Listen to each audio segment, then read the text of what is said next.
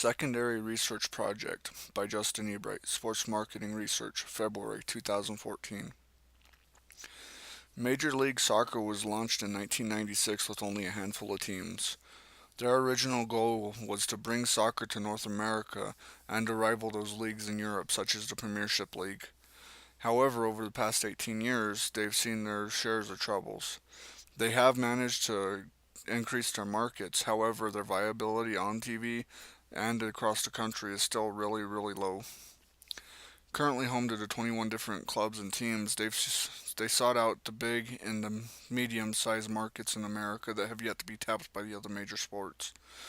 What this means is they're trying to get into these markets and make them a soccer-first community, which is really a good idea because it gives the different communities something to obtain as they go forward. They constantly seek to add new clubs, of course, new markets to the sport, introducing North America to soccer, with their primary goal of being connected with the history of soccer in North America, much the way the NFL is with football. Marketing research questions. Would an area like Racine, Wisconsin be a good location to start a new franchise? I've decided to go ahead and use Racine because it is a really good subject matter and it's a really decent town to kind of spark off a debate. Racine has 78,000 people. The majority of the population is more female than male, but it's almost split down the middle. The average age is what's really important here. The average age is only 33 years old. So that means that most of the viewership's going to be young. If you could get in there and get in there now, they'll be lifelong viewers, and that guarantees you at least 70 years of the current viewership being committed to the new team that they helped bring in. The average house income is $38,300. That's just going to show you that this is middle America. This is the people that they want to target. They're not necessarily going after the New York and LA's anymore. They're trying to go for the more middle class suburban areas, trying to bring in a new sport to them, giving them something that they haven't had before.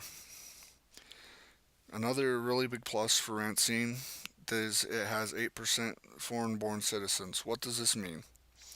Well, across the rest of the world, soccer is the number one sport. So even though it's a low percentage, 8%, these seeds of fans from the other countries will help foster a greater fan support through their enthusiasm into the community around them. How does Major League Soccer match up against other sports? Well, to tell you the truth, it doesn't. Right now, it's having a hard time competing with even the WNBA. This is really saying something as the WNBA is seen as more of a gimmick than anything else. The average viewer for Major League Soccer over the past season was only 22,000 viewers for the season. This isn't per game, this is for the season. This includes the markets in which they're already entrenched, so something has to be done. They eventually want to rival the Premiership League with the ratings and popularity. They have typical matches of one match being 500,000 people watching, sometimes up to a million. So right now they're very far off from even being able to compete with the minor major leagues, as it was to be said. I hate to say it about the WNBA because I know they're really trying. They're another struggling sports league. However, they just haven't quite got it right, and they're trying to live in Big Brother NBA's shadow. So hopefully, Major League Soccer, since it's a totally new sport, can kind of etch its way out and get into people's hearts. Another issue that they have is, in fact, what TV stations are on. ESPN, of course, most people have. However, ESPN2, where a lot of the matches occur, that's not accessible to everybody. They do have matches on CBS on Saturday nights. However, that's a very bad night for any kind of viewership, as that's typically the night in America where everybody goes out to socialize and do their thing. So the first thing Major League Soccer needs to do to start matching up to these other sports is to kind of set themselves apart, pick another time slot, get on better networks, and just really spread public awareness. Now, leading in from the last one, what strategies can be used to win public support? Well, first of all, like I had said earlier, they need to get better times and be on better networks.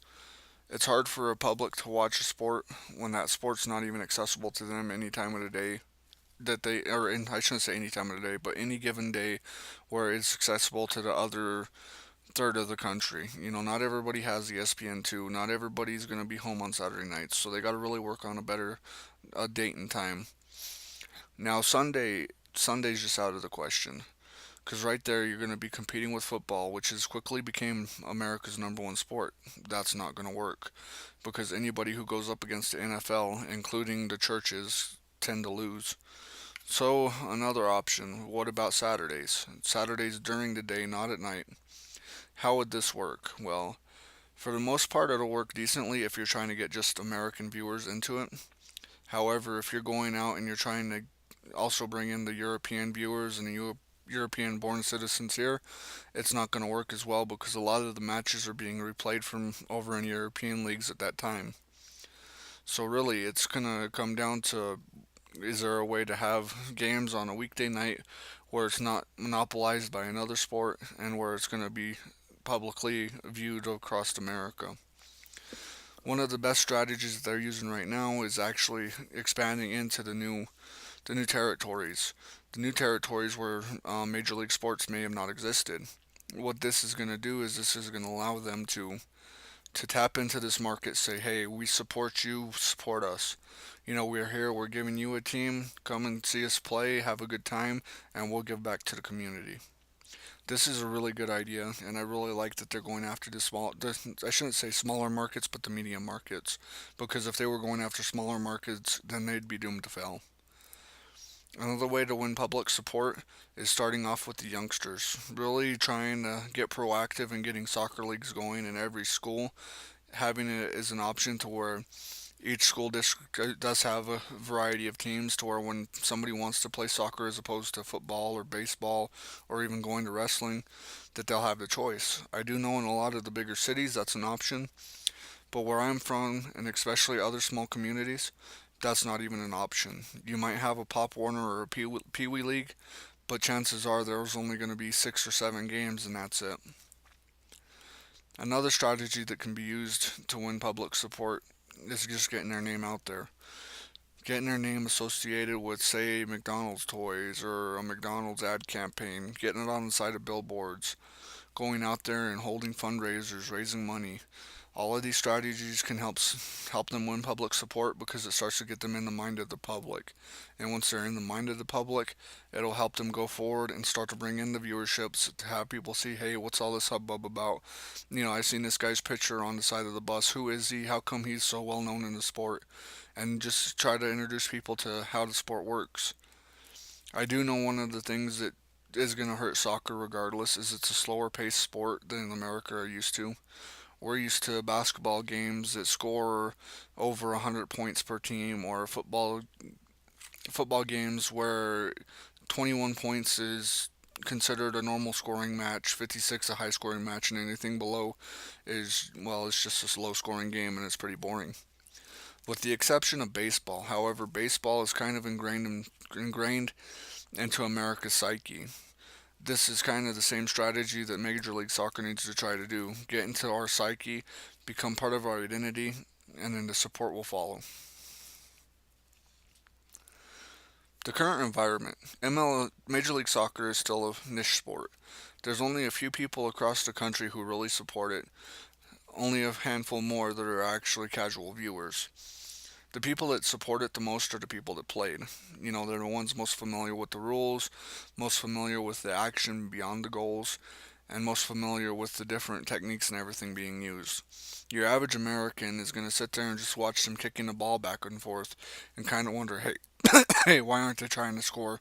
How come this game's been on for 3 hours and it's 1-0? They're not going to understand all of the skill into tackling, the different types of kicks, why they're trying to set up the different shots, why they're not just shooting for the middle of the goal and so on. They're currently struggling to garner TV ratings too, as touched on before. Their time frame and time slots is just really horrible along with the network ratings, or I should say the networks available.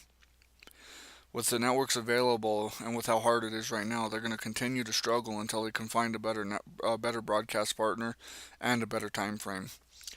They won't be able to compete with, say, the footballs and the basketballs of America, but they will be able to go in and try to find a different night to where it could be Major League Soccer night in America, kind of like Monday night became football night in America. Constantly looking for new ground to increase their public opinion is another way.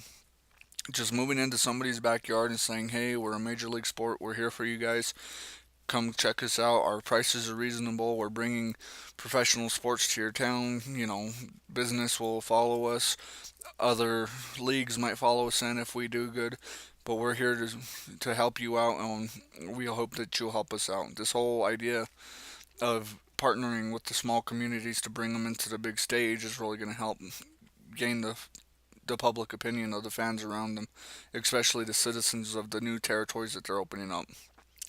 I know there are towns like New York, Houston, Miami, Los Angeles that all have Major League Soccer teams already. However, each one of those cities is already claimed by a different sport or by two different sports, or in New York's case, three different. However, it's just everybody already has their allegiances to what sport they prefer most now, and Major League Soccer just really needs to get their foot in the door and try to change that so people start to make them the sport of choice. Analysis and implications. More markets mean more awareness. That's just point blank. If it's in somebody's backyard, if it's affordable, and it's during a day of the week when they have nothing else going on, yeah, sure, they'll come check out a match. They'll come check it out. They might meet somebody that's from a foreign country that can explain it better to them, or that they can sit down beside and, just kind of feed off of their energy. Once a foothold has been set up for into new territories, new viewership will follow. That just means that the local fans are going to start supporting the team. They're going to start supporting their players, going to start watching it more. Of course, it's going to start slowly at first, but over time, it will build and build and build like a snowball until it starts to become something big enough and noticeable enough to see. And when their home team is away and they see, hey, it's on ESPN2 and I have the channel, you know what? They might be more inclined to watch it than they are now. Towns such as Racine will be able to get more major league teams after being, or let me rephrase that. Towns such as Racine will be able to get a major league team after being overlooked by so many others so many times before. Now, what does this mean? This just gives them an identity. It gives the small towns like Racine an identity saying, hey, we're a major league soccer team. We're a major league team supporter, and we're viable for a team to come in. It's going to give teams like Albuquerque, New Mexico, the chance to bring a professional team back, because once upon a time we did have a major league basketball team here. However, back when the NBA left, that kind of had everything fold around it. It's going to give teams, or I shouldn't say teams, but places like Las Vegas a chance. Um, Maybe Grand Junction, Colorado. Boise, Idaho's already a football town, but they can use another major sport up there. It's just there's a lot of things that can grow from this, and there's a lot of ways that they can reach out in their territories and still be very viable with the monies coming in and the viewership. Long-term growth is the goal, and it's very obtainable with their current market strategy. Right now, they're planning further ahead than they are at the current momentum. They know that it's an uphill battle, and they know that it's going to take time to indel themselves in the psyche of America. So what that means right now is they're going to go and they're going to get into these towns. They're going to build the stadiums. They're going to raise public support. They're going to bring in the teams. They're going to let the community slowly adopt them, and then they're going to move from there. Of course, they want to be making buku bucks right away. However, that's not always going to be the case, and right now they understand that, which is really cool for them to be checking out some of the smaller markets around America. And as said before, if a town like Racine can get them, then hey, why not your city? Why not the city a few a few miles down the road? If you could think about it, they can exponentially grow. Get all of these small little communities together, get them a team, and then have maybe three or four different teams within a certain area to where they can actually have the fans travel with them, start to build that rivalry such as they have over in England, and just really start to have everything go from there. Soccer will become more than a child's league in America's future. This is predominantly both the question and the answer. Right now, there's a lot of children that play soccer in America. However, most of them are under the age of 10, and by the time that they start to hit junior high, their interest in soccer goes away and it becomes football, it becomes baseball, or it becomes basketball, depending on which leagues then become available to them. What they really need to do from here is they need to start with the children's leagues. They need to kind of raise awareness with them. They need to work with the junior varsity and varsity type teams, start getting them to bring in more of the athletes, start trying them to target more of the athletes that might be more suited for soccer than say they are at football. You know, we all know Sebastian Janikowski from the Raiders was originally a soccer player. So how can you keep somebody with a leg like his from going over to a different sport and staying in the sport that he started? That's going to be one of the biggest implications of a future league. If they could do that, then they could start to get the fan base early, start to raise them up and get them raised on Major League Soccer. That way, when the time does come for them to turn into adults, to start their own sporting preferences, to start buying the merchandise, going to the games, they're going to be more likely to go to Major League Soccer games than maybe, say, baseball or basketball or even football. Thank you for your time. I've appreciated this time you've spent with me, and I hope you guys have a good night.